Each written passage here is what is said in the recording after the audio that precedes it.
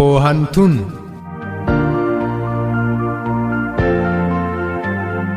د افغانستان د پوهنتونونو پیژندنه او د لوړو زده کړو بهیر. په دې خپرونه کې د افغانستان پوهنتونونه در پیژنو او تجربې در سره شریکوو. پوهنتون د افغانستان د پوهنتونونو پیژندګلوي.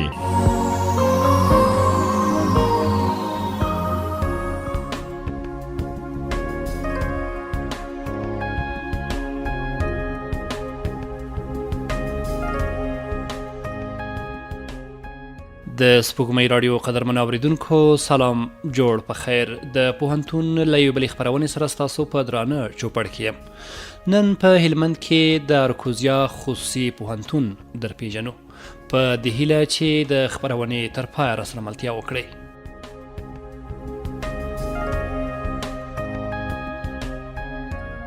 د خپرونې په سر کې زموږ همکار د اراکوزیا خصوصي پوهنتون لنډې تاریخچې ته کتنه کړې ده.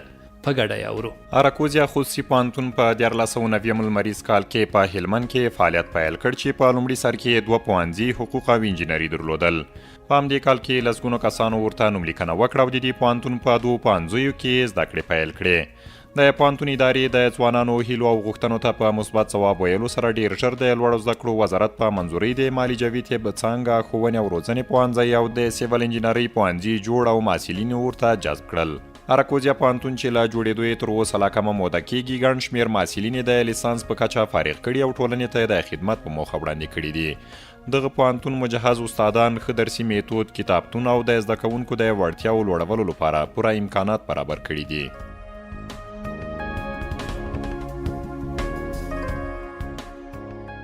اراکوزیا پوهنتون لکه څه ډول چې مخکې وویل شول، اراکوزیا پوهنتون په 1490 کال کې په هلمند کې فعالیت پیل کړ چې په لومړي سر کې یوازې 2 پوهنځي حقوق او انجینري درلودل.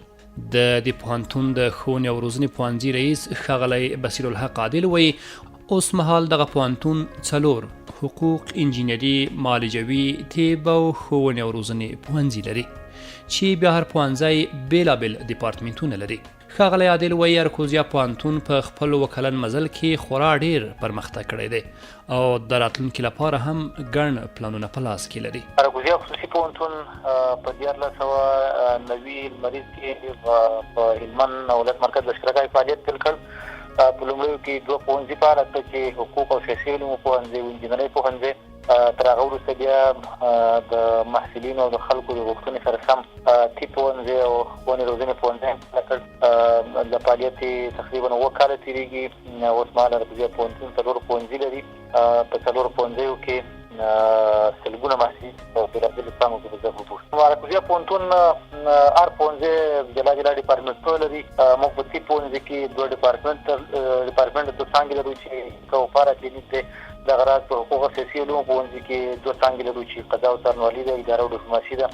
د دې تر څنګ د ښوونې روزنې پوهنځي کې تقریبا 7 څانګې لرو چې پښتو څانګه ده، دري څانګه ده، تاریخ څانګه ده، کیمیا څانګه ده، بیولوژي څانګه ده، ریاضي څانګه ده او علوم دیني. او انجینرۍ پوهنځي کې فقط سیول انجینري لرو. په دغه څانګو کې اوس عملا نارینه محصلین په زده کړو باندې بوخت دي، خو زده کړو ته ادامه ورکوي.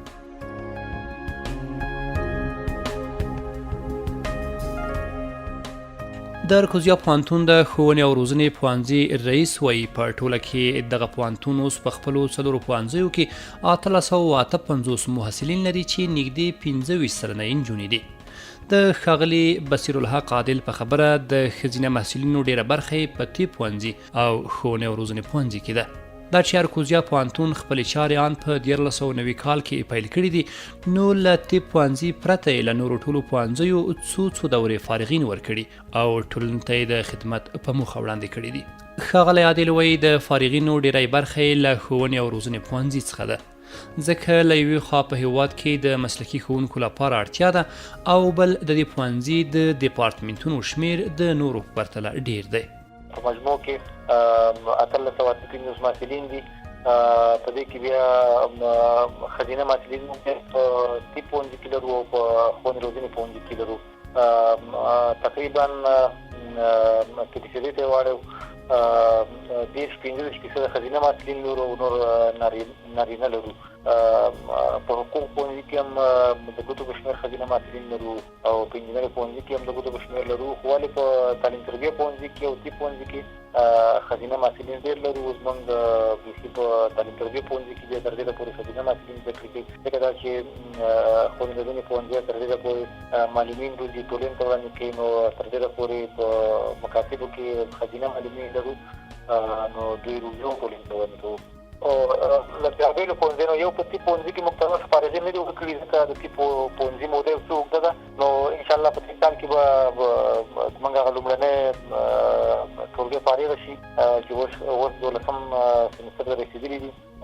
نور په ټولو پوهنځیو کې موږ فارغین ورکړي دي، بېلابېلې دورې مو ورکړي دي. مثلا ښوونې روزنې پوهنځي بېلابېلې څانګې مو فارغه کړي دي چې 3 دورې مو پښتو ادبیات فارغه کړي دي، دري ادبیات سږ کال یوه څانګه فارغه وو، 3 دورې ریزیم فارغه کړي دي، 2 دورې کیمیا او په نورو څانګو کې اوس عملا محصلین ته زده کړو بوختي، یوه څانګه تاریخ فارغه کړې ده، یو فزیک. دغه راز په حقوقو پوهنځي کې په مجموع کې موږ 15 فارغین ورکړي دي چې په دواړو څانګو کې.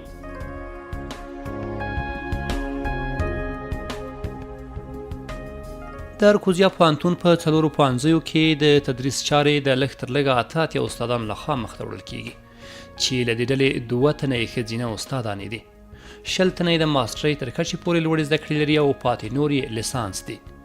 د دې پوهنتون د ښوونې او روزنې پوهنځي رئیس وایي غواړي راتلونکی کال 2 استادان له هېواده بهر د ډاکټرا اخیستو لپاره او 20 نور په بهر او یا هم په کور دننه د ماسټرۍ په پروګرام کې شامل کړي. ښاغلی عادل وایي له دې وړاندې هم یو شمېر استادان ځینو بهرنیو هېوادونو ته د ماسټرۍ اخیستو لپاره استولي، چې ځینې بېرته خپلو دندو ته راګرځېدلي او ځینې نور به د خپلې دې دورې له پای ته رسولو وروسته هېواد ته راستانه شي او په پوهنتون کې به خپلې دندې ته دوام ورکړي. په مجموع کې 88 استادان لرو، چې په 88 استادانو کې 20 ماسټران دي، 6 لیسانس، 80 ذکور لرو او نور 2 نفر وناس لرو. ټول مجموع کې 88 استادان دي. 2 استادان مو نیت دی چې په راتلونکي کال کې ډاکټرا ته لاړ شي، چې ماسټرۍ یې کړې دي، او 20 استادان مو پلان کړي چې په دغه نوي لمریز کال کې په 2098 کې په کور کې دننه او د بهرنیو هېوادونو ته ماسټرۍ ته واستو. او تېر کې مو هم ځینې استادان ماسټرۍ ته استولي د پوهنتون په ادرس باندې، چې اوس عملا یو استاد مو هندوستان کې ماسټرۍ وکړه، فارغ شو، راغی دلته په تدریس باندې بوخت دی. یو استاد مو پاکستان په اسلام آباد کې ماسټرۍ وکړه، چې اوس تقریبا د فزیکس چارې پاتې دي، نور کار خلاص دی، دی هم فارغ کېږي راځي. نو راتلونکي کال ته مو پلان دی چې ډېر ماسټران په پلان کې نیولي دي چې لیسانس استادان، ځکه لیسانس استادان موږ ډېر لرو، نو چې دا هم ماسټران شي او هغه چې ماسټران دي د هغوی له جملې 2 تنه ډاکټرا ته وړي دي.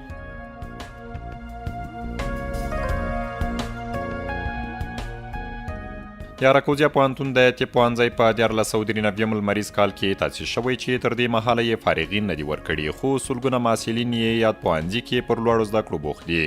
دې پوهنځي یوه څانګه مالي جبي لري، خو د دې پوهنتون اداره په پام کې لري چې په راتلونکي کې د خلکو له غوښتنو سره سم نورې څانګې هم پکې پرانیزي.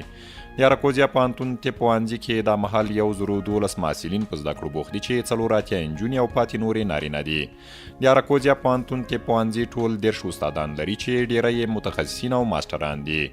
دغه راز د طب پوهنځي د محصلینو د عملي زده کړو لپاره یو کادري روغتون هم لري، چې په ټولو طبي سامانالاتو مجهز دی او د ځانګړي پلان له مخې محصلین ورځي او عملي زده کړې پکې کوي. د اراکوزیا پوهنتون د حقوقو پوهنځی د حقوقو او سیاسي علومو پوهنځی د اراکوزیا پوهنتون له پرانیستې سره سم په 1490 لمریز کال کې رامنځته شوی دی. یاد پوهنځی 2 څانګې اداره او ډیپلوماسي او قضا او څارنوالي لري، چې تر دې مهاله یې سلګونه محصلین روزلي او ټولنې ته د خدمت په موخه وړاندې کړي دي. یاد پوهنځی ټول هغه امکانات چې باید یو پوهنځی ولري په واک کې لري.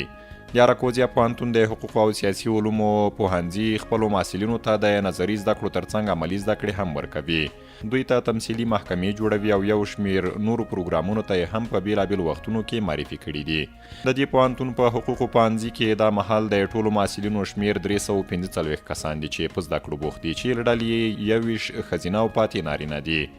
دغه راز حقوقو پوهنځي په 15 بیلابیلو دورو کې 300 کسان ټولنې ته وړاندې کړي دي.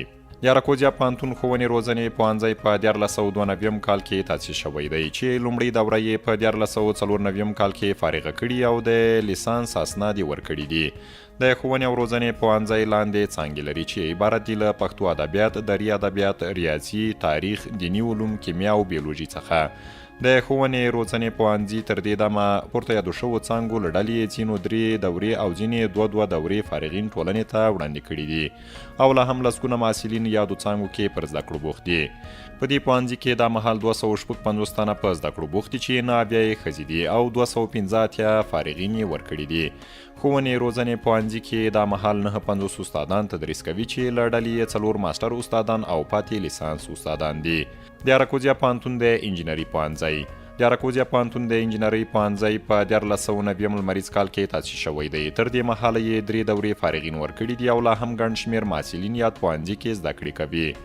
دغه پوهنځی تر اوسه یوه څانګه سیول انجینري لري، خو اړتیا ته په کتو کېدای شي په راتلونکي کې نورې څانګې هم پرانیزي. انجینري پوهنځي کې دا مهال 215 محصلین په زده کړو بوخت دي او 50 کسان یې فارغه کړي دي. یاد پوهنځي کې 1 ماسټر او 15 لیسانس استادان په تدریس بوخت دي.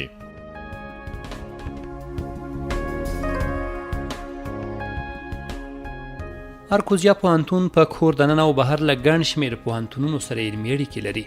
له تجربو یې ګټه اخلي او ترڅنګ خپلې تجربې هم ورسره شریکوي.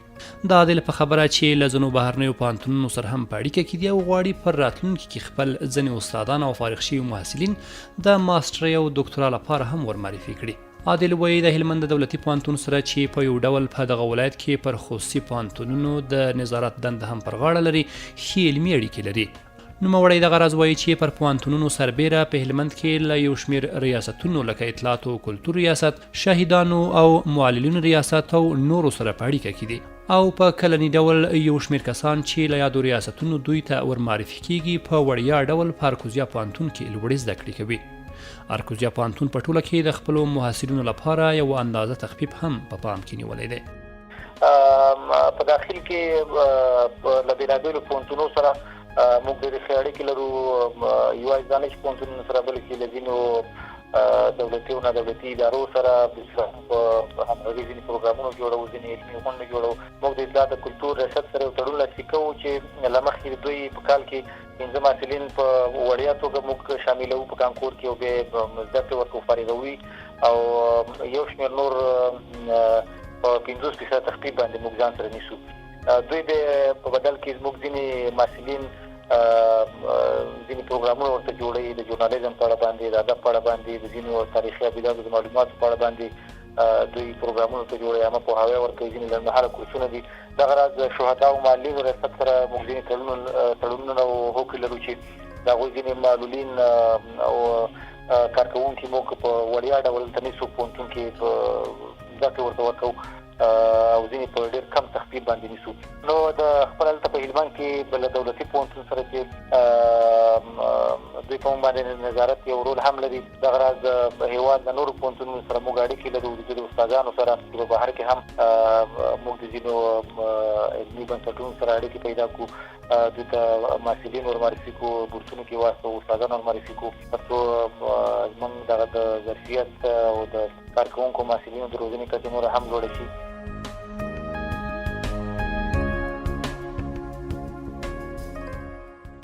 د اراکوزیا پوهنتون کتابتون اراکوزیا پوهنتون د خپلو محصلینو لپاره لوی کتابتون لري چې نوموړی کتابتون 3 برخې لري. په لومړۍ برخه کې اسلامي، طبي، ساینسي، ادبي، ټولنیز، ارواپوهنیز او نورو بیلابیلو برخو کې 8500 هارډ کتابونه شتون لري چې هره ورځ ترې لسګونه محصلین ګټه اخلي. محصلین کولی شي چې هارډ کتابونه د یوې اونۍ لپاره له ځانه سره یوسي او ګټه ترې واخلي. دویمه برخه سافټ کتابونه دي چې تر دې دمه پکې 2 اسلامي، طبي، ساینسي، ادبي، فرهنګي، ټولنیز، ارواپوهنیز، اقتصادي، حقوقي او نورو بیلابیلو برخو کې کتابونه موجود دي. محصلین دا کتابونه د کتابتون د کمپیوټرونو په وسیله مطالعه کولی شي او ځان سره یې هم اخیستلی شي او په درېیمه برخه کې بیا محصلین د خپل مسلک اړوند بېلابېل معلومات کولی شي وګوري او خپل کمپیوټر ته یې راښکته کړي. د اراکوزیا پوهنتون اداره هڅه کوي چې کتابتون نور هم غني کړي ترڅو محصلین ترې د خپلې مطالعې او څېړنې پر مهال ګټه واخلي. کتابتون درې برخې لري، تقریبا 8000 پورې شاوخوا هارد کتابونه لرو چې دا د کتابتون لومړی برخه ده. هارد کتابتون کې ټول کتابونه د بېلابېلو څانګو اړوند کتابونه پراته دي چې طب پوهنځی دی، حقوق پوهنځی دی، یعنې دغه څومره څانګې او ډپارټمنټونه چې مخکې ما یادونه وکړه دغه ټولو کتابونه موږ سره شته دی. او بیا چې کله محصلین غوښتنه وکړي یا استادان ځینې نوي کتابونه دوی لیست کړي هغه بیا موږ دستي راغواړو. د کتابتون دوهمه برخه مو صاحب کتابتون دی چې تقریبا تر 100,000 پورې کتابونه په دې کې لرو. غواړو چې دا استادان هم کوشش کوي چې دا کچه نور هم لوړه کړي، یعنې بیخي موږ غواړو چې 2 لکه ته دا شمېر ورسوو. صاحب کتابتون دپاره هلته موږ کمپیوټران ایښي دي، هر محصل ځي، موږ خپل ځانګړی ډیټابیس لرو. په ډیټابیس کې محصل هم د هارد کتابتون سرچ ورکوي او هم د صاحب کتابتون پلټنه کوي که چیرې یعنې دغه ډیټابیس سیستم مو داسې جوړ کړی دی چې محصل یې د پوهنتون په داخل ساحه کې په خپل موبایل کې هم راخلاصولی شي. مخکې له دې چې محصل کتابتون ته لاړ شي لومړی په خپل ټلیفون کې هغه په ځانګړی موږ سره یا ویبسایټ دی هغه کې کتاب ته سرچ ورکوي چې کتاب د ډیټابیس کې پیدا شو. دا په دې معنی چې دا کتاب موږ سره په کتابتون کې شته دی. بیا ځي هلته کتابتون مسؤلین کتاب نوم یاد ورته راخلي. هارد کتابونه صاحب دواړه دغسې دي. صاحب کتابتون محصلین ځان سره مواد هم وړلی شي، په پلس کې خپل کمپیوټر ته انتقالولی شي د سیمینارونو لپاره، د مونوګرافونو لپاره، د مطالعه لپاره. او د هارد کتابتون اصول هم داسې دي چې د یوې هفتې لپاره محصل کولی شي کتاب ویسي او خپل استفاده ترې وکړي. دغه راز کتابتون کې هم موږ پراخه ځای ورته لرو د مطالعې لپاره، د ناستې لپاره ښه ارام ځای دی. محصل هلته کولی شي مطالعه وکړي او د ورځې لسګونه محصلین هلته ورځي په مطالعه باندې بوخت دي.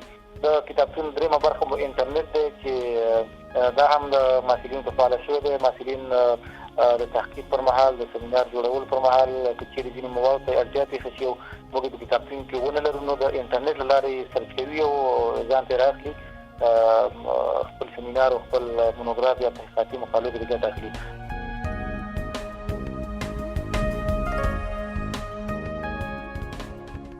د اراکوزیا پوهنتون اداروي تر فراغت وروسته ډیر ژر د محصلینو د تحصیلي اسنادو کارونه پیلوي او د پوهنتون د استازي پر لاس یې د لوړو زده کړو وزارت ته استوي.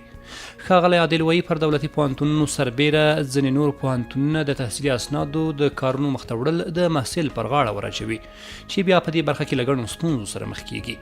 خو اراکوزیا پوهنتون د تحصیلي اسنادو ټول مراحل خپله مخته وړي او په لږ وخت کې خپلو محصلینو ته اسناد ورکوي ترڅو د دندې پیدا کولو او نورو برخو کې چې د محصل حق بلل کیږي ګټه واخلي. بالکل زه د سپډاک تر ویلی شم ځکه دلته موږ په هلمند کې نور شخصي پوهنتونونه هم لرو. زموږ اسناد بیخي په وخت باندې دي، یعنې یوه یادونه باید وکړم چې بیخي هغه 100% تضمین وکړم مبالغه به نه وي. موږ ډېر قوي اداري ټیم لرو په خپل منځ کې د پوره همغږي لري. موږ په ډېر لږ وخت کې دا چې اوس سیستم ټول ډیټابیس دی، د ډیټابیس په مرسته باندې د دوی اسناد ژر تر ژره تهیه کوو او وزارت ته استوو. دولتي پوهنتونونو کې هم دا سیستم ډېر دی چې محصل خپل اسناد خپله وړي او هلته له ډېرو مشکلاتو سره مرکز کې یا څوک نه پېژني یا ځینې ادارو سره نابلد وي. ولې موږ خپل اسناد ټول په خپله وړو، د پوهنتون د ادرس نمایندګي وړي. کار یې ختم کړي بېرته راځو محصل ته روغ اسناد سپارو چې هېڅ کار یې نه پاتې د وزارت.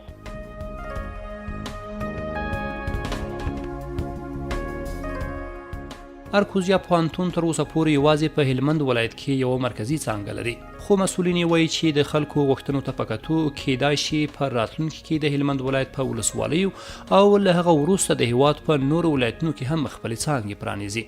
د پوهنتون د ښوونې او روزنې پوهنځي رئیس وایي د هلمند ولایت د ګڼ شمېر ولسوالیو ځوانان چې ډیری اوس د دوی محصلین دي په ولسوالیو کې د څانګو د پرانیستو غوښتنه کوي. دغه راز د نیمروز او ننګرهار ولایت اوسیدونکي هم ترې غواړي چې په دغه ولایت کې څانګې پرانیزي. شاید وایي لرو ځکه زموږ نه غوښتنې شوي دي. دلته پخپله په هلمند کې په ولسوالیو کې زموږ نه غوښتنې شوي دي او زموږ د محصلینو اوس هم ډېری برخه د ولسوالیو ده او په همدې شرایطو کې ناامني ده. هر ورځ نږدې ولسوالیو زموږ محصلین راځي او بیرته ځي، یعنې هر ورځ دوی راځي. ځینو محصلینو په ځینو ولسوالیو کې د څانګو غوښتنه کړې ده. دغه راز په نیمروز کې زموږ غوښتنه شوې ده چې هلته د زموږ پوهنتون یوه څانګه ولري او په دې پلان باندې کار کوو. چېرې بریالي شو توافق ته ورسېدل دلته یوه څانګه پرانیزو. خپله په ننګرهار کې هم زموږ ډېرو کسانو غوښتنه کړې ده د ټولنیزو رسنیو له لارې، د ایمیل له لارې چې هلته موږ باید یوه څانګه دوی ته پرانیزو. شاید په نورو ولایتونو کې هم غوښتنې شوي وي، خو موږ خپلو امکاناتو په کتو سره ورو پر مخ باندې ځو. په خپل قوي اداري ټیم په همکارۍ او هوډ سره به دلته یو وار ځان قوي کوو، بې ځایه به نورو ولایتونو ته خپلې څانګې وځو.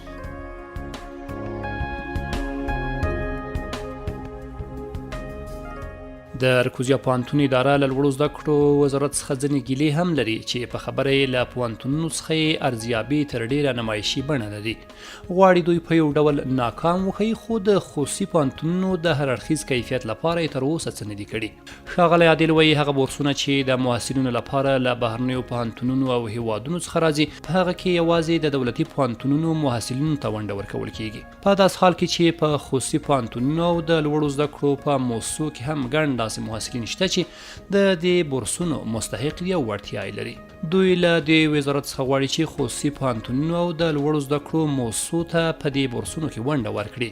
له دې سره په څنګ کې د دې پوهنتون اداره له لوړو زده کړو وزارت څخه غواړي هغه استادان چې له دوی سره په تدریس بوخت دي باید د دولتي پوهنتونونو د استادانو په څیر د علمي رتبو په بهیر کې هم شامل شي، تر څو دوی هم وکولی شي د هیواد بچیانو ته د خدمت ترڅنګ په معنوي ډول هم تقدیر شي او علمي رتبې ترلاسه کړي. ښاغلی عادل وایي لوړو زده کړو وزارت ته پکار ده چې د خصوصي پوهنتونونو استادانو ته هم په کور دننه او بهر کې د هغوی د علمي سویې د لوړولو لپاره په هغه پروګرامونو کې چې دایریږي ونډه ورکړي. یو شمېر ستونزې لرو. اول ستونزه خو مو خپله د وزارت څخه یوه ګیله ده. د وزارت نه مو ګیله دا ده چې دوی هر وخت فقط راځي نمایشي ارزیابي وکړي، یعنې دوی کوشش کوي چې موږ پاتې راولي، هغه زموږ منفي نقاط راټول کړي. نور دوی زموږ د کیفیت د بهبود لپاره لکه څنګه چې دولتي پوهنتونونو سره دوی همکاري کوي، دوی هېڅ همکاري تر اوسه پورې موږ سره نه ده کړې. تر اوسه پورې دوی دولت زموږ استادانو لپاره د نورو زده کړو زمینه نه ده برابر کړې. لکه سم دولتي پوهنتونونو ټول استادان داسې ګیران دي چې د ماسټرۍ او د دکتورا لپاره ورته دولت زمینه برابر کړې ده. هر استاد 15 کالو کې دوی ماسټر کوي او خپل نوبت ته راځي. دغه راز په دولتي پوهنتونونو کې استادانو ته د وزارت لخوا رتبې ورکول کېږي، خو زموږ شخصي پوهنتونونو استادانو ته تر اوسه پورې علمي رتبې لکه پوهیالی، پوهنیار، دغه رتبې تر اوسه پورې دوی څه نه دي ویلي چې رتبې ورکوو. که څه زموږ سیستم یو د یوې لویې او معیاري ودانۍ نشتون زموږ لپاره لوی مشکل دی چې خپل د مرکز کې موږ هڅه کوو په مرکز بشرګاه کې چې داسې یو مناسب ځای ورته وکړو چې د پوهنتون په اصولو برابر وي او په هغه باندې خپل تعمیر ولرو، خپل ځای ولرو، تر څو د راتلونکي لپاره موږ له کوم مشکل سره مخ نه شو.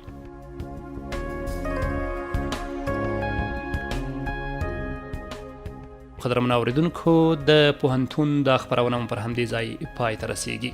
تر بل پوهنتون چې یو ځل بیا ستاسو په درانه چوپړ کې حاضرېږم، پر لوی خدای مو سپارم. هر چیرې چې یاست ښې چارې.